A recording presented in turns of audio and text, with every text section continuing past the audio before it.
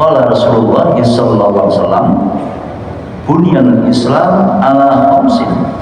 Islam itu ditegakkan, dibangun atas 5 pondasi, atas 5 penyangga, atas 5 tiang.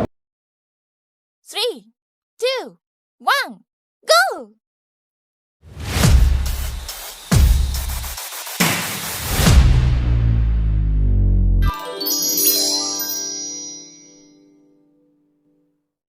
Para sahabat sekalian rahmatullah, sementara di dalam hadis yang lain, hadis muttafaqun alaih juga, Ali bin Umar radhiyallahu anhu qala Rasulullah sallallahu alaihi wasallam, bunyanul Islam ala khamsin. Islam itu ditegakkan, dibangun atas 5 pondasi, atas 5 penyangga, atas 5 tiang. Yang pertama, syahadati alla ilaha illallah wa anna Muhammadar Rasulullah. Yang pertama, mengucapkan 2 kalimat syahadat, asyhadu alla ilaha illallah wa asyhadu anna Muhammadar Rasulullah. Ketika seseorang itu telah menyatakan, aku bersaksi, aku menyatakan bahwa sesungguhnya tidak ada ilah, tidak ada Tuhan yang patut disembah kecuali Allah. Kemudian, dan aku juga bersaksi bahwa Nabi Muhammad adalah utusan Allah. Ketika seseorang telah menyatakan kesaksiannya bahwa tidak ada Tuhan yang patut diibadahi secara benar kecuali Allah, dan menyatakan bahwa Nabi Muhammad adalah utusan Allah, maka dia resmi menjadi seorang muslim. Tetapi pada sahabat sekalian rahmatullah, pengakuannya yang semacam itu selanjutnya harus dibuktikan dalam bentuk ketaatan kepada Allah.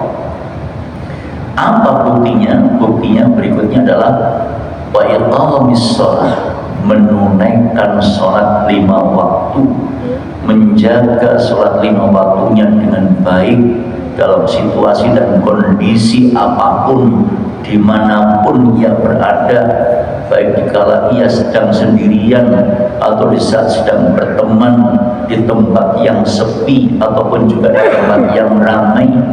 Begitu datang waktunya sholat, maka orang tersebut senantiasa menjaganya dengan baik, tidak akan pernah mengabaikannya. Para sahabat sekalian rahmatullah, kemudian yang ketiga, wa ita'iz zakah, bukti ketaatan seseorang kepada Allah setelah yang bersangkutan itu bersyahadat, menunaikan sholat, adalah membayar zakat.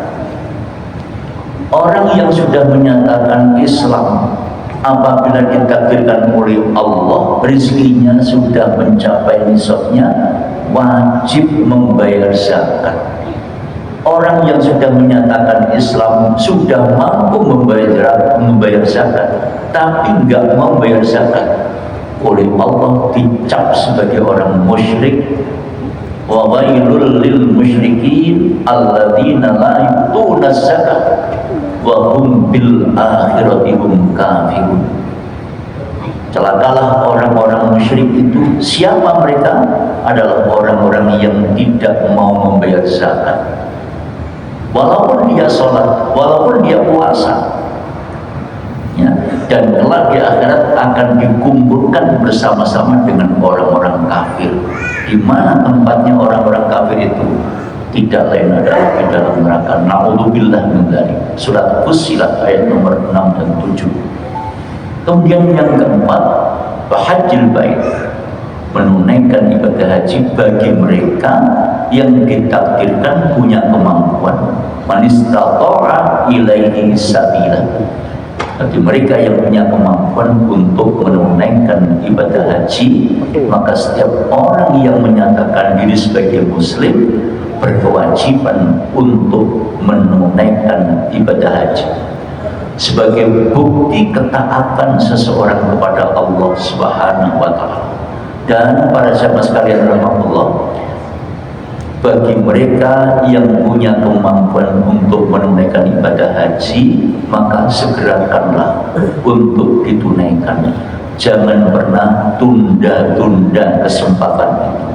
Ya, jangan pernah tunda-tunda kesempatan itu. Ada kisah, dan ini kisah nyata. Ada teman yang cerita kepada saya, mohon maaf, seorang konglomerat, ya, kekayaannya melimpah.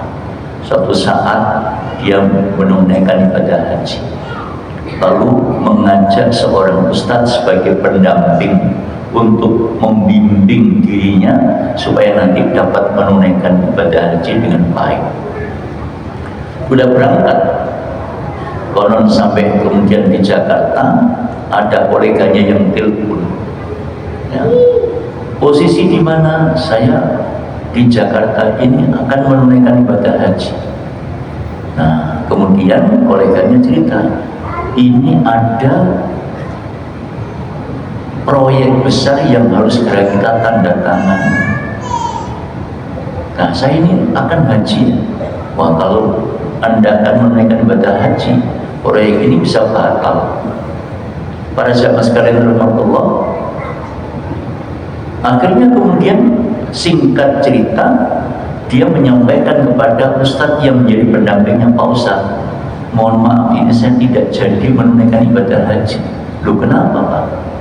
Ini ada proyek yang harus segera saya tanda tangani. Jika tidak, maka proyek ini akan hilang. Pak, itu kan urusan dunia, kata Pak Ustadznya. Itu nanti bisa kita selesaikan setelah kita sepulang haji. Udah bisa. Kalau ini tidak segera kita selesaikan, maka proyek ini nanti akan lepas. Sedangkan ini akan menghasilkan keuntungan besar. Akhirnya dicegah tidak bisa, walhasil dia resmi membatalkan diri untuk menunaikan ibadah haji. Pak Ustadznya berangkat sendiri. Apa yang terjadi? Akhirnya setelah dia itu melakukan MOU, proyek pun juga sudah di tangan, proyek dikerjakan, dapat keuntungan banyak.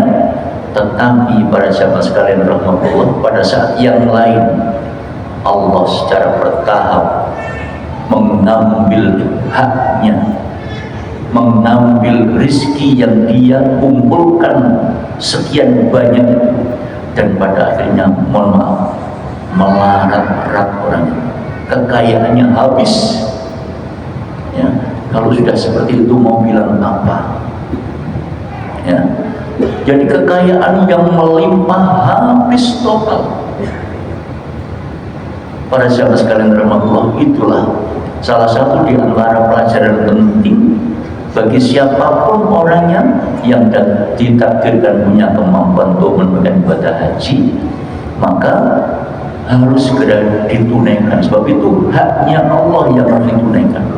Ketika yang bersangkutan itu menunda dan bahkan membatalkan, hanya Allah yang Maha Tahu, dan banyak kisah yang terkait dengan itu, sehingga itu menjadi pelajaran penting untuk kita semua.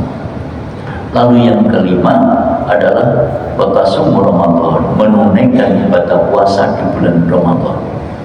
Para sahabat sekalian rahmatullah, bulan Ramadan di tahun ini insya Allah kurang 40 hari lebih sedikit. Ya, bulan Maret nanti kita sudah memasuki Ramadan.